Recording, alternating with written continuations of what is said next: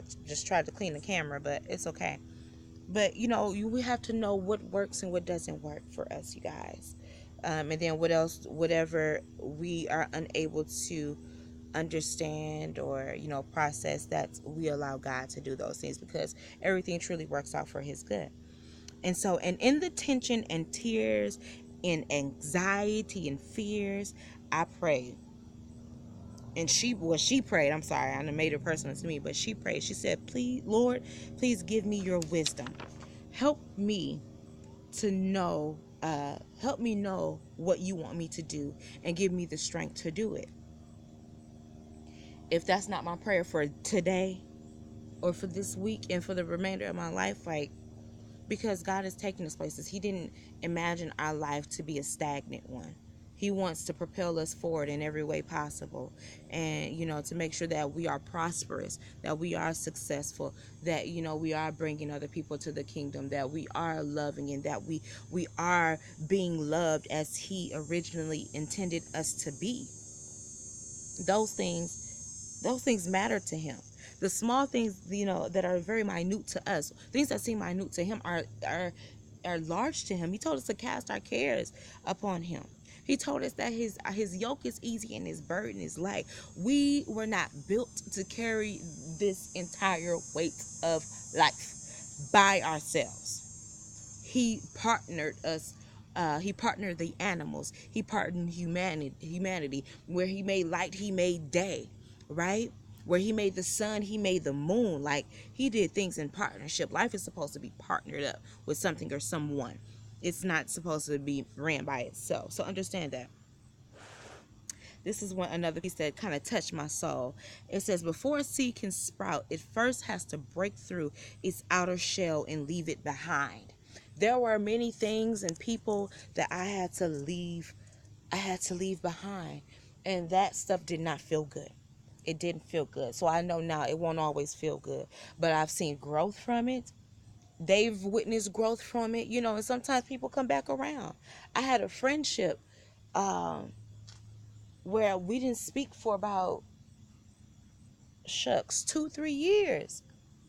And that was so difficult for me. Like, it real life hurt me. It took me a year and a half to get over it. You know, not knowing whether or not it was going to come back or not. But I would be in the shower boo-hooing, because I missed my friend. And that individual allowed me to be me, and all my goofiness and all of my mess ups. If she prayed with me, all of that good stuff. And I didn't know, like I said, I didn't know what was going to happen, but that was a shell for, at one point in time, I didn't need that individual for, and they didn't need me either. And I had to, so in that, I had to embrace the change that was going to occur.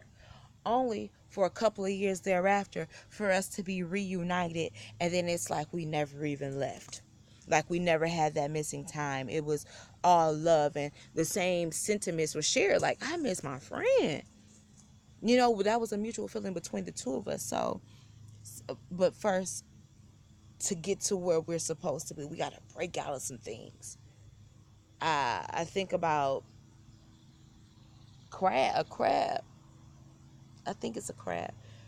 Like, in order to get to the meat of a crab, you got to break the legs to get to it. You got to leave the shell behind, literally, and then to get to the meat, right? That's dope. Thank you, Holy Ghost. But yeah, so with that, as we've already been admitting to during this series, transformation, transitioning, all of that is painful, but the refining of our souls is hard. The transformation is painful. The refining of our souls is hard, but it's necessary in order to grow. Resisting change is like holding on to your shell when the rest of you is ready to burst forth. The rest of me was ready to burst forth.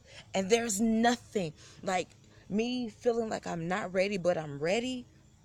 That's the insides of me, like, jumping. I'm ready to go. I'm ready to burst forth. I'm ready to move. I'm that ladies, if you've played double dutch. Now, I was a turner. I couldn't actually jump. But I was always on end. Put me on end. I got you.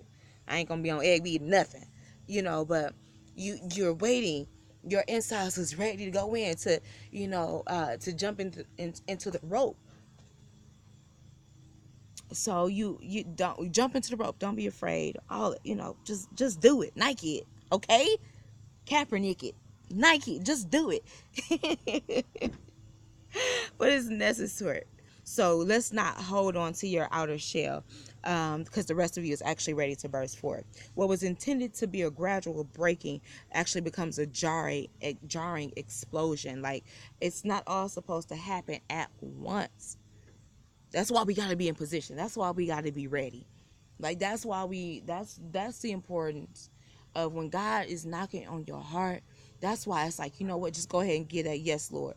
Because what you doing now, or what's happened, not you, but even with myself, before I said yes to God, I was actually uh, uh I was building up. Like, what I'm going through now could be way worse had I not accepted Christ when I did. Like, a lot of people wait till their 40s and 50s and until life has gotten, knocked their teeth out to actually turn to God. But it's like, no. And some people are actually successful and waited that long. But they could be so much more than what they are had they accepted God. And I've learned that in this process, God is breaking me to be more faithful, to trust Him more, to